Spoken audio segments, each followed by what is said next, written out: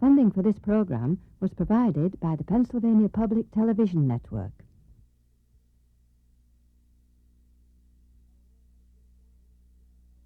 Now, when we make this downwind turn on the base leg, we'll make the base leg and the approach all in one. Larry Gerline is teaching his grandson how to fly a glider. After more than 40 years of flying, Gerline is still in love with flight. Okay, here we go. Whee! From his private airport near Waterford, Pennsylvania, Gerline has involved his entire family in aviation for many years. Now we get drift. Spoilers were high, but at better height, there's a little slip. Gene Strine has been rebuilding and flying airplanes most of his life. Gene, his wife Ann, and their son Russ founded the Mid-Atlantic Air Museum near Harrisburg, Pennsylvania. The museum features restored aircraft. Under Gene Strine's direction and with the help of museum members, airplanes that seem to have no life remaining are restored and often returned to flight.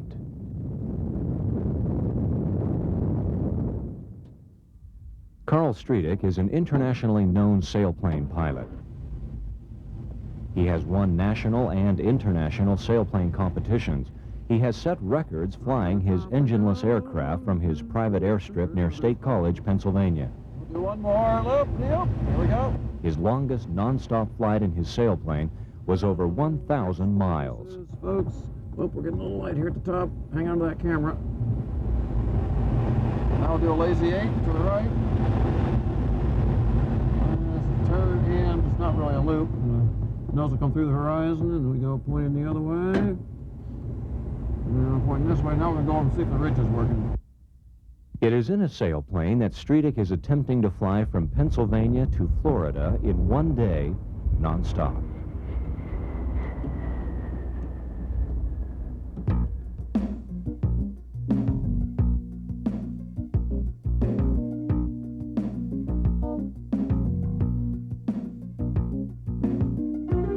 Streetek,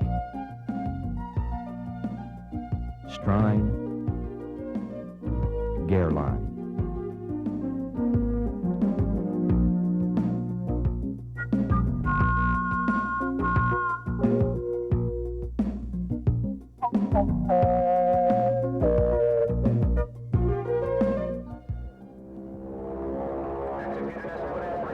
At a time when advanced technology is all around us, we are still impressed with aircraft in flight.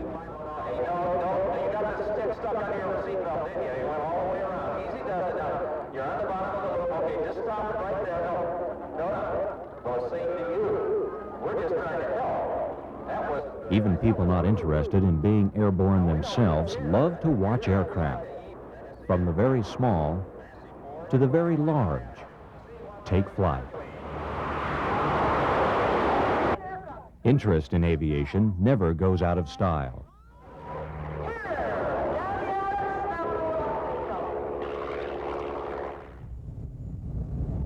Yep. Let's diver and make that. Yep. Got it. Tucked away in small airports and grass airfields across the country are self-made aviators. Independent, talented, and often self-taught in many aviation skills. These aviators are of the breed that founded modern aviation. I think there's something inside you that when you want to fly, because I have tried to talk people into fly. When you first start, you think everybody should fly, but then you soon find out there's a lot of people that will never fly. At 73, Larry Gerline has become an aviation folk hero. He is a diverse pilot, flying gliders, airplanes, and hot air balloons. Aviation has been an important part of Gerline's life for many years. Oh, I probably was eight, 9 years old that someone took my folks and I out to Conneaut Lake, and there was a airplane on floats, an old airplane on floats, and they were taking up riders. And I think that's the very first that I can remember. Then, when I was 10 years old, of course, I met my first pilot, and from there on, I was sunk. I had to fly.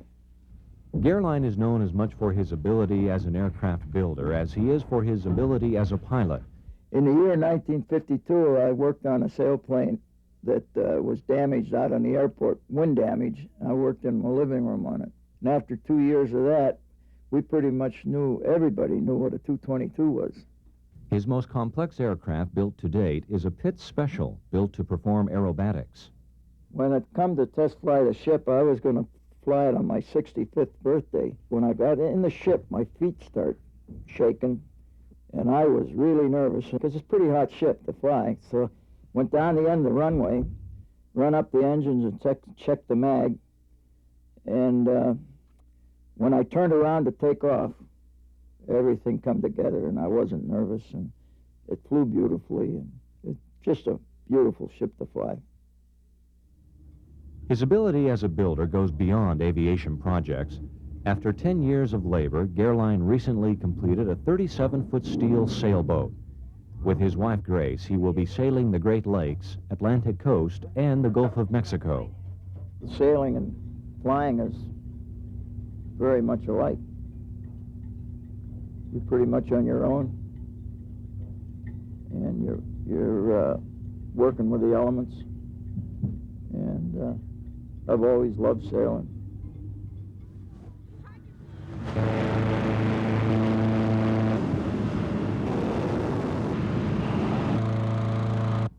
Larry Gerline started flying hot air balloons in the early 1970s and is one of the most active balloon pilots flying today.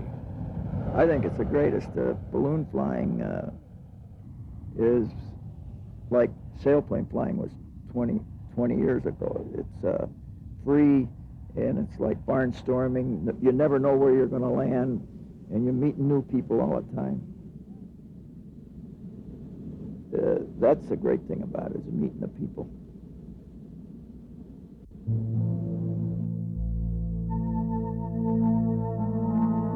Great thing about rallies is you get together with other fellas that fly in the same interest. That's what I like about a rally.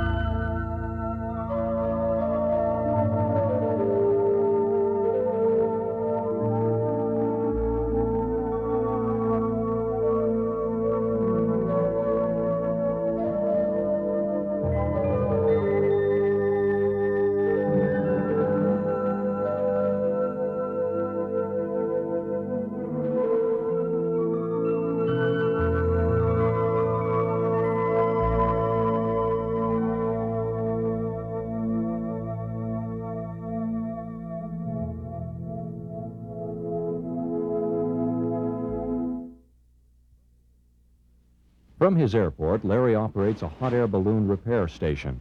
Pilots bring their balloons to Gerline for annual inspections and repair. Well, we were sort of isolated from the ballooning community. There was no balloons around here. We were like more or less pioneering the area in hot air balloons.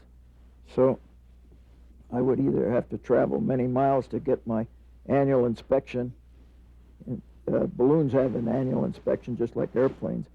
And so I wouldn't have to do that. I started a repair station. Gerline's love for aviation prompted him to create an aviation museum at his airport. He has been collecting important aviation items for his museum for almost 40 years.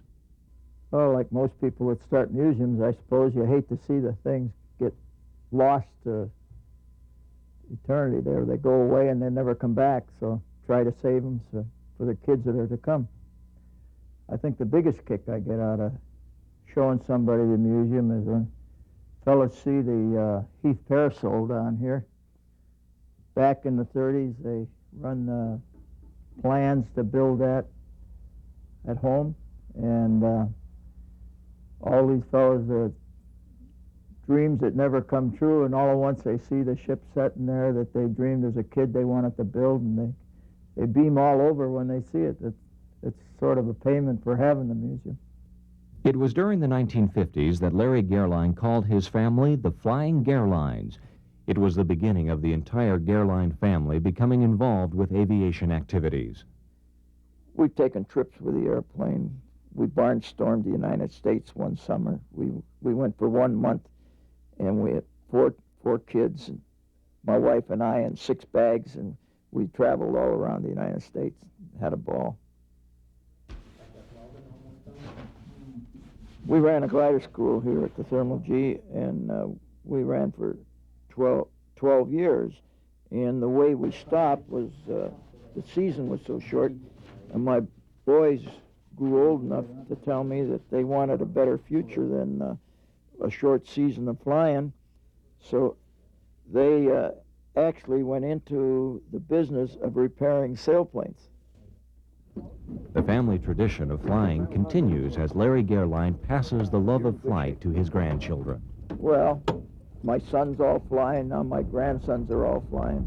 I never forced it on any of them. They just, by association, I guess, and I guess they had the same genes I did, that they want to fly.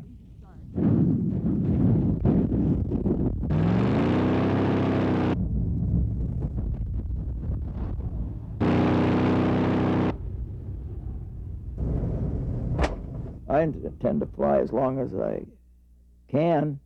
Yeah. I remember when we had the school, I hurt my back and I couldn't walk. I couldn't stand up.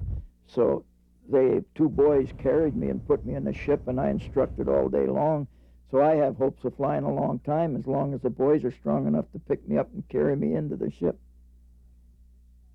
Now, these pictures were painted on our planes by Italian prisoner of war. These bombs on here indicate every mission it flew on a bombing rate, plus it sank a ship up here. Paul Raybould served as a tail gunner on this B-25 bomber that was restored by the Mid-Atlantic Air Museum.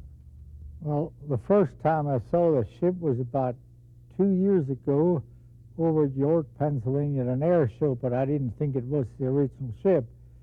And then this past summer, it was in at Lancaster Airport at an air show, and I went in and I took some of the pictures along that I had taken over on the island of Corsica.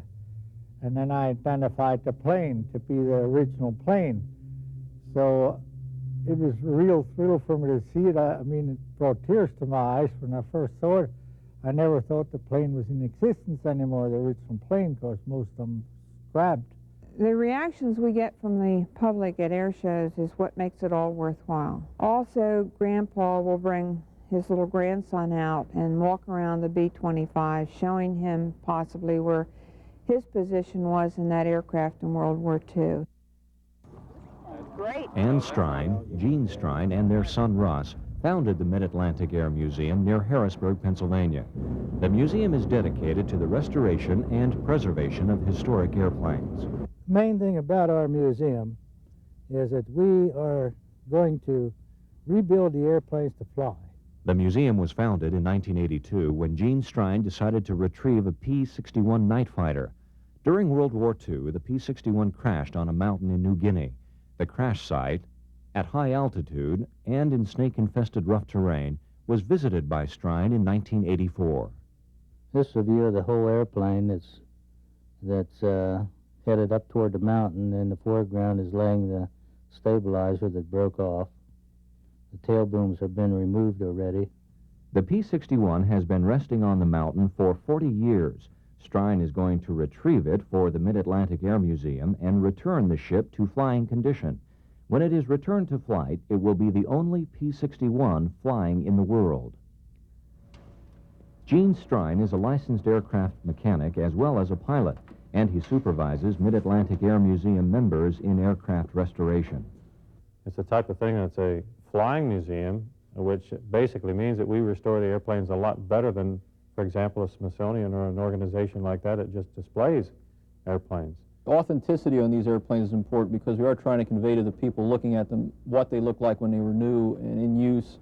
And in this case, you can see the instruments here are French, as this is a Nord rebuild airplane. We've been lucky in this case in that when the airplane came back from France, it had all the instruments and things with it that we can use. In some cases, we can't do 100% authenticity on an airplane simply because it flies. It's a flying airplane. And FAA regulations and safety regulations and all that, we have to do some things that may not be 100% the way they were done when the airplane was first built. But in most cases, the airplanes that you see are usually 95% authentic. Airplanes that appear to be destined for the junk heap are stripped to the frame and rebuilt. There are many aircraft that will soon join the collection at the Mid-Atlantic Air Museum. Some of the aircraft soon to be restored are several German World War II Messerschmitts and an F-86 fighter jet. All are scheduled to be returned to flight. Operated on membership dues, donations, and airshow fees, Mid-Atlantic has an impressive collection of aircraft on display.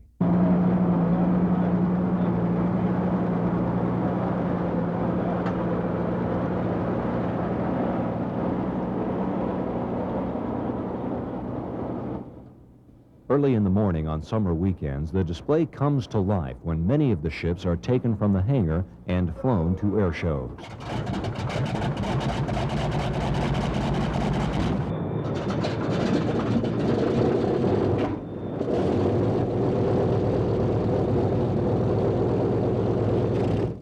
Restored aircraft flown to air shows by Mid-Atlantic include the Navy R-4D, or better known as the DC-3.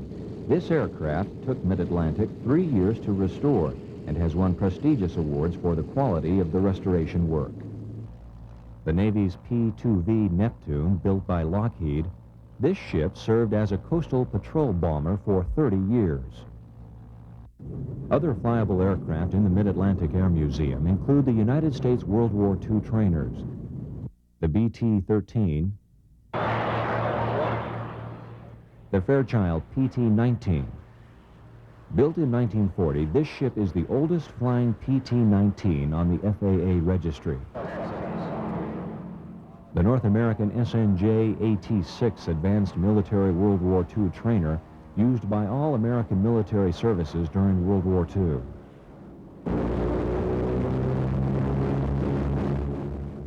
And finally, the North American B-25 Mitchell bomber, which also won restoration awards for Mid-Atlantic from the Experimental Aircraft Association.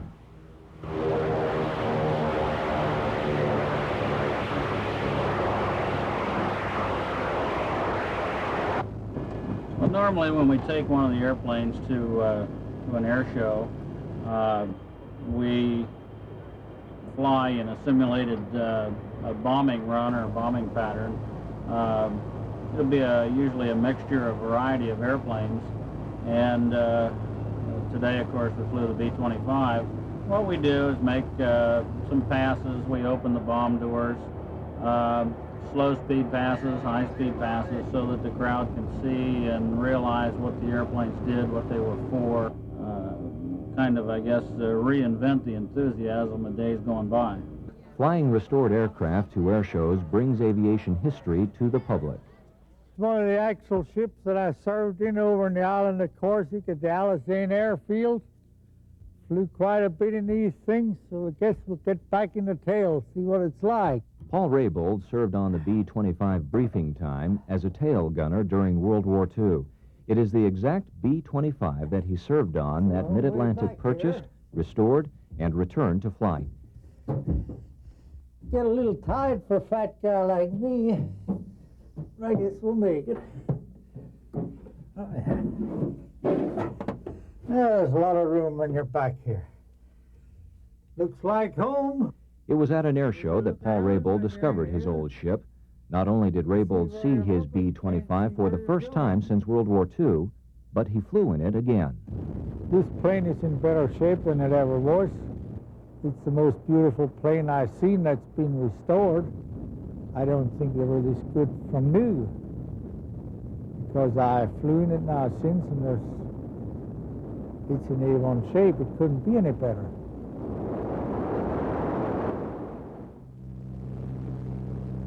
The dedication to aviation by Gene Strine and his wife Ann and their son Russ, along with the hours of volunteer labor from dues-paying members, served all of us in preserving aviation history.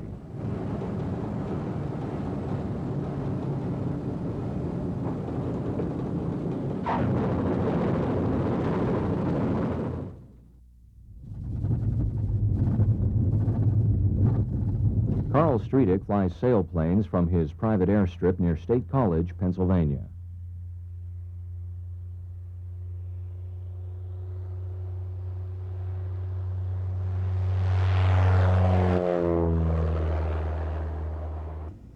He is isolated on top of the Pennsylvania mountains that he owes much of his sailplane reputation to.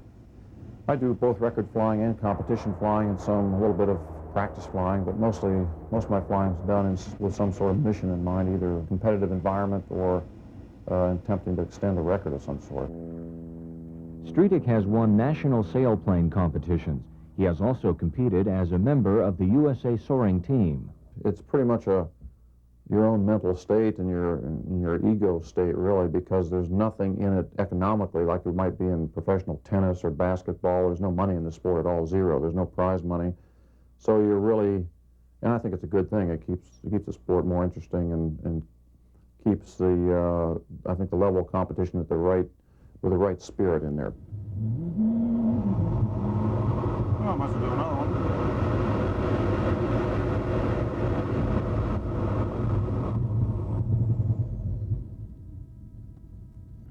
Streetic quit a prestigious job as an airline pilot for Pan Am because, as he described the job, it was too boring. He preferred flying fighter jets for the Pennsylvania Air National Guard and recently retired after 23 years of service. He also prefers to fly sailplanes, and early in his life, the high-performance gliders became his passion.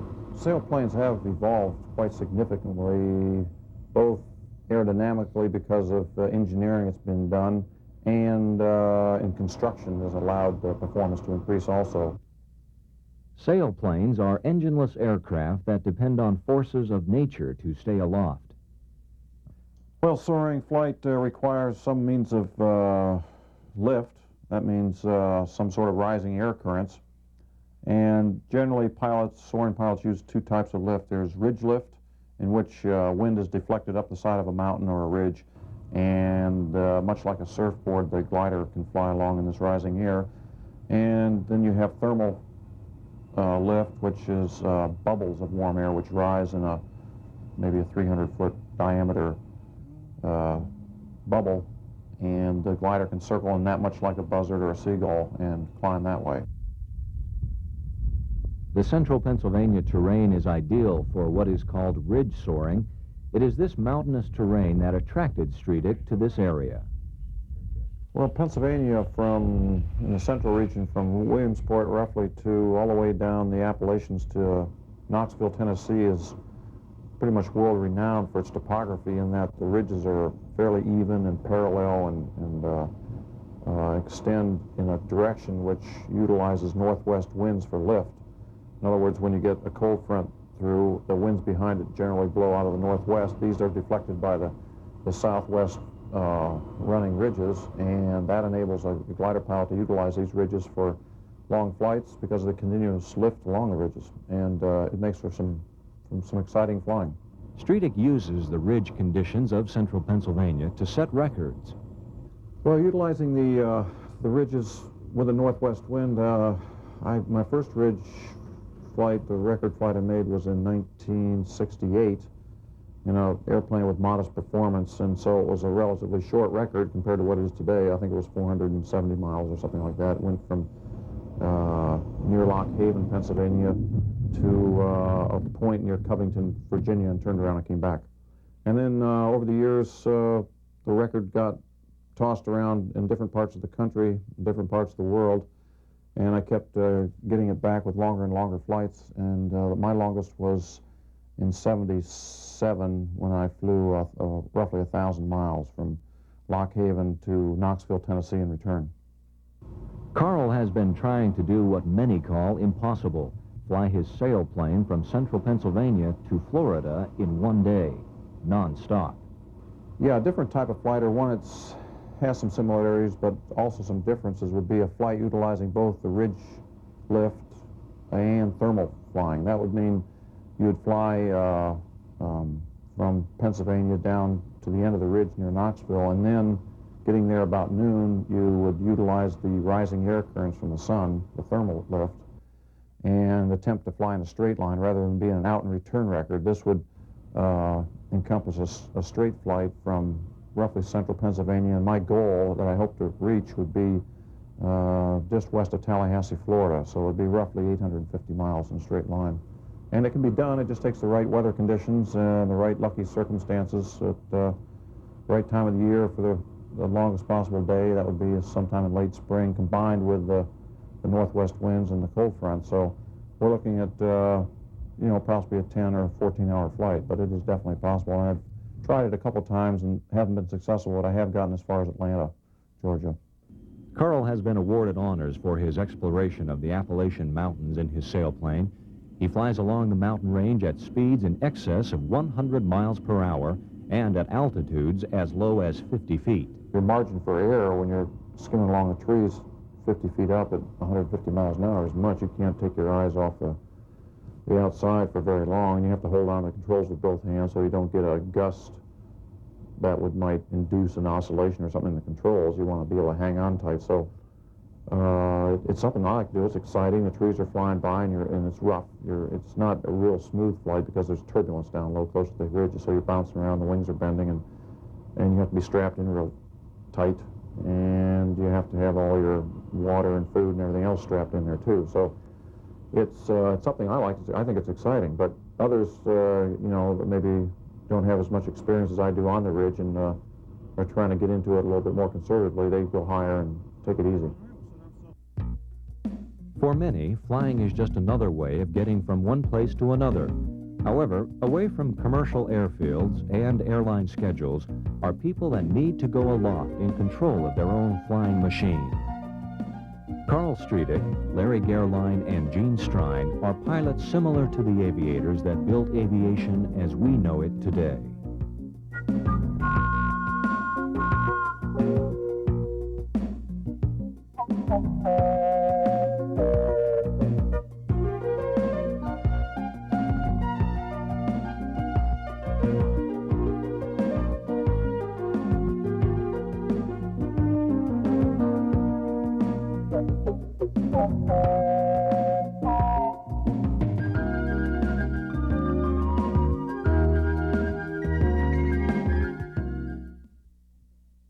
Funding for this program was provided by the Pennsylvania Public Television Network.